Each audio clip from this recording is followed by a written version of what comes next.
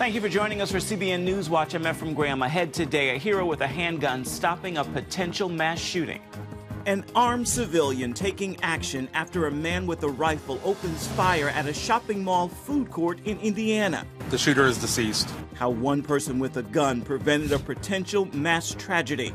President Biden is back in the United States after his controversial trip to Saudi Arabia and his first bump with the Crown Prince. The big issues: oil for the U.S. and Iran's nuclear program. Crisis pregnancy centers under fire from Democratic senators and pro-abortion activists who are vandalizing these clinics across the country. We'd hired a professional security firm and told them, when Roe gets overturned, we want your guards to be on our premises. And they have been, and since Roe was overturned. We'll look at the attacks and how law enforcement is getting involved as well. And the importance of bees to our own food supply. It's been estimated that 1/3 of every bite we take at the dinner table is attributed to pollination by the honeybee. And we'll show you why that makes the growing trend of backyard beekeeping much more than just a hobby. All those stories and more today on CBN NewsWatch. This is CBN NewsWatch. We begin in Indiana, where an armed civilian is being hailed as a hero for stopping a potential mass shooting Sunday evening. The real hero of the day is the citizen that was lawfully carrying a firearm in that food court and was able to stop this shooter almost as soon as he began. 3 people were shot and killed, 2 injured Sunday evening at an Indiana mall after a man with a rifle opened fire inside a food court. The gunman entered the Greenwood Park Mall with a rifle and several magazines of ammunition and began firing in the food court. Police Chief Jim Eisen said a 22-year-old from nearby Bartholomew County who was legally carrying a firearm at the mall shot and killed the gunman. Police also confiscated a suspicious backpack that was in a bathroom near the food court. I want to turn now to the investigative report on that shooting in Uvalde, Texas. The scathing 77-page report released Sunday said nearly 400 law enforcement officials rushed to the mass shooting at an elementary school, but egregiously poor decision-making resulted in more than an hour of chaos before the gunman, who took 21 lives, was finally confronted and killed.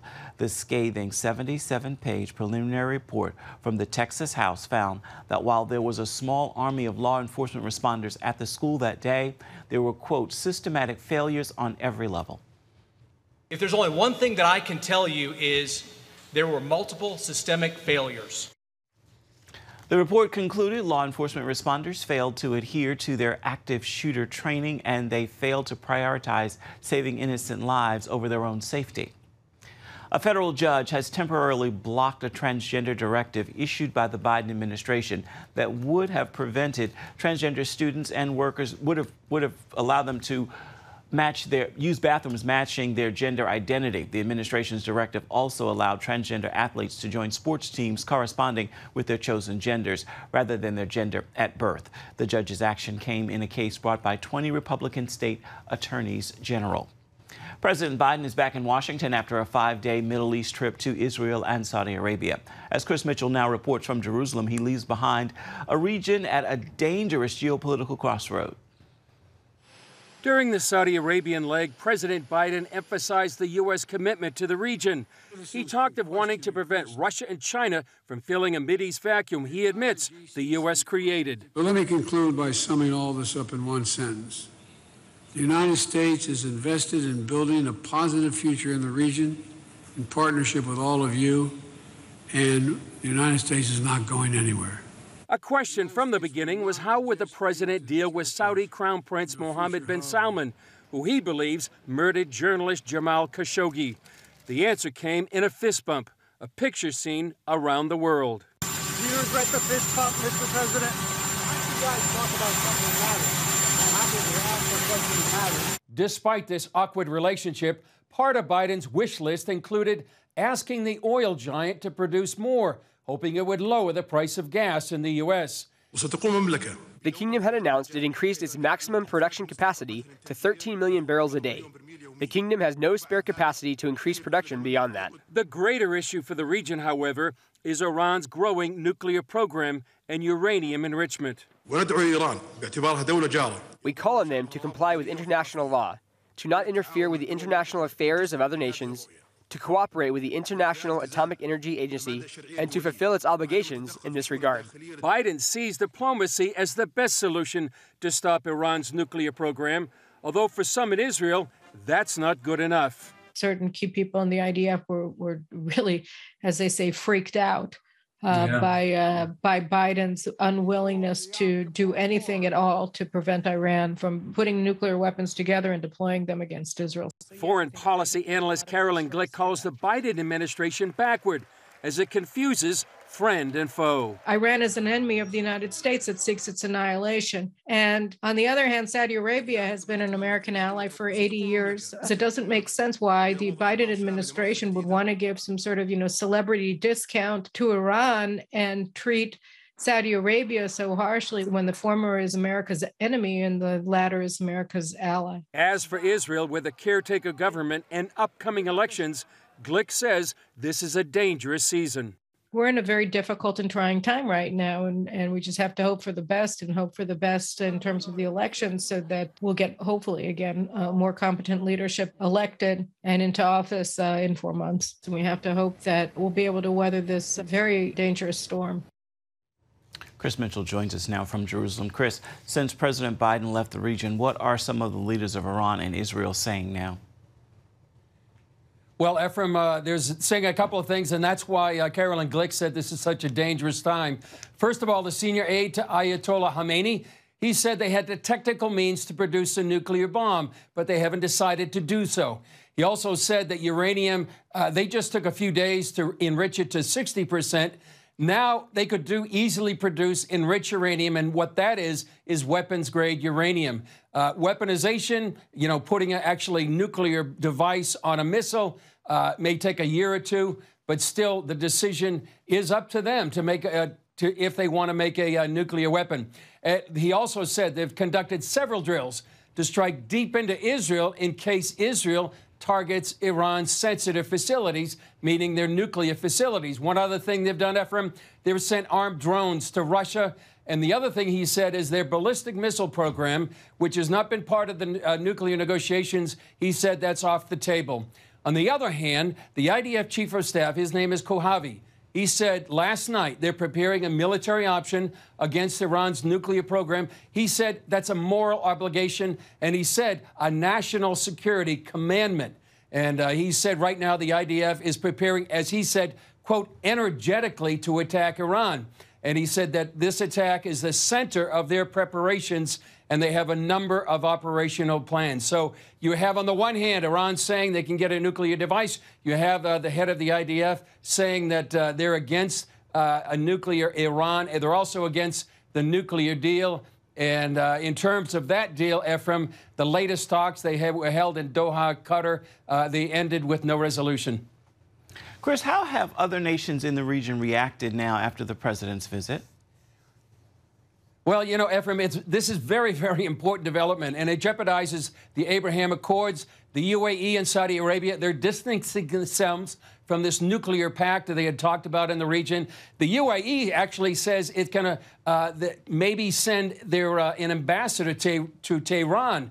They want to build bridges with Iran. So the senior UAE advisor to the Crown Prince as well, he said that they're in negotiations with Tehran. So what we're seeing is a division right now after the President Biden's trip from some nations, including Egypt, for one, that they want to sort of distance themselves from this regional alliance, presumably with Israel, and trying to tie themselves with Iran. It looks like they're hedging their bets right now and leaning away from the U.S. and Israel. Chris, with gas prices so high here in the U.S., did the president make any progress on the Saudis increasing their oil output? It doesn't seem so, Ephraim. Right now, Saudi Arabia said, as we said in that story, it's already increased its production to maximum capacity. Actually, the price of oil went up a little bit after the visit of President Biden. Didn't seem like he was getting what he was asking for. By the way, tomorrow there's another summit that's going to happen in Tehran with Iran, Russia, and Turkey. They're going to be meeting, and that represents a dangerous access in contrast to the Abraham Accords. President Biden went to the eastern part of Jerusalem and then met with the Palestinian Authority President Abbas. What did he promise the PA, and what message did his visit send? Well, first of all, Ephraim, he promised more money. He said there was $100 million for hospitals in eastern Jerusalem. He promised $200 million for UNRWA, which has a policy of anti-Israel curriculum for many decades. He also advocated the two-state solution based on the 1967 lines with mutual swaps of land. And what he did also, Ephraim, he sent a signal of a divided Jerusalem. For example, when he went to eastern Jerusalem, they removed the Israeli flags from the presidential limousine, and they still want to establish a consulate for the Palestinians in Jerusalem. And I think this is all to send a signal they want a two-state solution between the Israelis and Palestinians. All right, Chris Mitchell reporting live for us from Jerusalem. Chris, thank you so much. Coming up, crisis pregnancy centers under fire in the wake of the Supreme Court overturning Roe versus Wade. Some Democratic politicians are going after them, and they've been under attack by left-wing pro-abortion groups. We're going to hear what they're doing to protect themselves when we come back. Stay with us.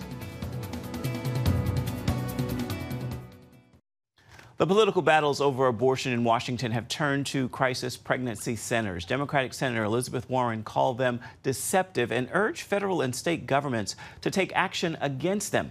And a group of Democratic senators are pushing Google to censor pro-life clinics from search results, ads, and maps. On the Republican side, Senator Josh Hawley is unveiling a bill to protect pro-life clinics and houses of worship from violence. Fox reports that Hawley took that action after attacks by left-wing protesters.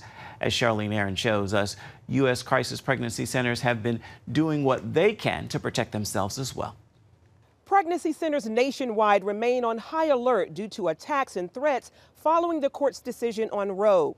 Many are improving and upgrading security and hardening their facilities, ensuring that staff and clients remain safe as they continue the fight for life. That's because since the fallout of the Roe abortion decision, dozens of incidents of violence, vandalism, and intimidation have been reported against pro-life pregnancy centers. We were preparing, but we couldn't have imagined the response, the backlash from that, especially against pregnancy centers, because there's so much anger. Toby DuBois at Crisis Pregnancy Center of Tidewater Kyme Centers recently shared an example of that anger at one of his center's 5 locations. They put Jane's Revenge on our window, spray painted the Anarchy A on it. Whoever did that, they must have surveilled our place and found that one moment that they could kind of sneak in there, and they had to move quick. DuBois says while his clinics are seeing a record number of patients, there's also an increase in fake online reviews, criticizing their work, and abortion advocates posing as patients to harass workers. As a result, the center recently implemented high-tech security measures with better surveillance and more control over clinic access. We've had to put the technology in place so that when they come in, that we can have confidence about who's coming in and that they can get in quickly. We want a system that can allow them very quick access. Armed guards also now patrol the area. We'd hired a professional security firm and told them, when Roe gets overturned, we want your guards to be on our premises. And they have been, and since Roe was overturned. And they come out there covertly and overtly. So sometimes you don't see them, but they're there, and sometimes you see them. And so that's a huge change for us. State officials and local law enforcement are also getting involved. Our governor, our attorney general, has reached out to us and other pregnancy centers, letting us know that they care, they're concerned, wanting to do whatever they can in this moment. We have been so encouraged working with the local police departments. They have really stepped up, increased patrols around our locations. The need is growing nationally as Philadelphia's pro-life union office, also attacked and targeted by vandals, recently tightened security. We have gotten cameras, we have the police are out there, and some of our centers have actually even hired outside security officers to be out there 24 hours a day. Union volunteer Phaedra Anderson says despite the recent attacks, more people are giving to the group's mission of rescuing the unborn. There has been an increase in financial support. We got a donation for our maternity home for $2,500 after the ruling. our applications for volunteers have beefed up. I think that this has lit a fire under some people that say, now I need to get into this. I need to do something. In the end, DeBoss says he and his staff plan to continue the work God has entrusted to them. The Lord is our light and our salvation. Whom shall we fear? The Lord is our stronghold. Whom shall we be afraid? Even if the army encamps around us, we're not going to have fear. We're going to have confidence. So our confidence is in the Lord. Charlene Aaron, CBN News. Still ahead, for a third of every bite you eat at the dinner table, you can thank honeybees and the backyard beekeepers who cultivate them. We're going to tell you why right after this.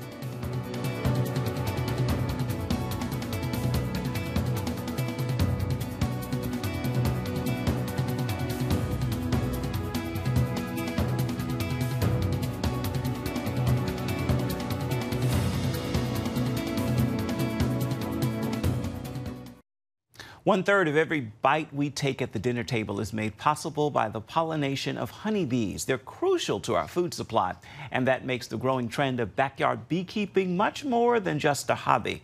Our Mark Martin explains. There's probably about 1,500 bees on this particular frame. Virginia master beekeeper Haji Holgerson began this work close to 60 years ago after reading a book on honeybees in elementary school. I probably spend more time doing this than I do my day job. Don't tell my boss, but anyway. Today he cares for about 100 hives and is a member of the Tidewater Beekeepers Association. To educate not only beekeepers, but the non-beekeeping public. And educating the non-beekeeping public is a daunting task because most people are afraid of honeybees. If you're a backyard beekeeper, this is what you want to see. A healthy colony has a nice oval pattern with young, undeveloped bees covering about 75% of the frame, the rest being pollen and honey. And while delicious honey is a good reason to keep bees around, Holgerson says their main contribution is pollination. Virginia's #1 economy is agriculture. Virginia farmers raise 100 different commercially grown crops that they would not be able to raise if it wasn't for a simple bug. That kind of puts things in perspective. Keith Tignor echoes that importance, pointing to the bees' role in producing the quantities of our fruits, vegetables, and nuts we have today. It's been estimated that 1/3 of every bite we take at the dinner table is attributed to pollination by the honeybee. Without honeybees, the cost of food is going to continue to increase. The availability of food is going to decrease. And so it's extremely critical to maintain a healthy honeybee population for that pollination. In Massachusetts, 6th-generation beekeeper Ken Warchaw has strived to maintain healthy bees for nearly 70 years. There's nothing better I love to do than to go into a beehive. It's so rewarding, so refreshing, so relaxing. Ken describes this hive as being very healthy, but the odds are stacked against honeybees. He says on average each year he sees 20 to 25% losses. And believe it or not, for a beekeeper, that's a good percentage. Here in the United States, it rings between 35 and 60%, depending what areas. The northern latitudes, a little more, because down south they can raise brood all year round. Up here, they cut their brood rearing off in November and start up in January. And so it's many more losses up here than down south, more like 30, 35% down south, more like 50 to 60% up here. We have an annual loss of approximately 30%. That's each winter we anticipate that we're going to lose 1/3 of our population. Virginia is not alone in the loss of bees. Some locations are even greater losses than us. Some are doing a little bit better. But overall, this is a problem that's worldwide. Beekeepers say a number of factors continue to affect the population, like pesticides, poor nutrition, disease, and pests like the varroa mite. The diseases, pests that are being introduced almost on an annual basis into the United States that is causing problems for honeybees and other pollinators. This is what's called an observation hive. Tignor takes it to schools, garden clubs, festivals, places where people are interested in honeybees. If you'd like to become a backyard beekeeper, he recommends that you first educate yourself on managing bees. We do need more numbers of of bees out there for pollination, that it is a good thing. It's a positive thing. And as I mentioned earlier, as long as they're responsible beekeepers, we call them beekeepers and not bee havers. Take care, make sure they stay alive and continue to prosper, as opposed to just leaving them alone, because without your help, those bees aren't going to survive with those factors all against them. Experts we interviewed acknowledge that even with the work of beekeepers, the overall bee population faces an uphill battle in terms of maintaining numbers. Mark Martin, CBN News. We're coming back with an encouraging word for your day when we come back. Stay with us.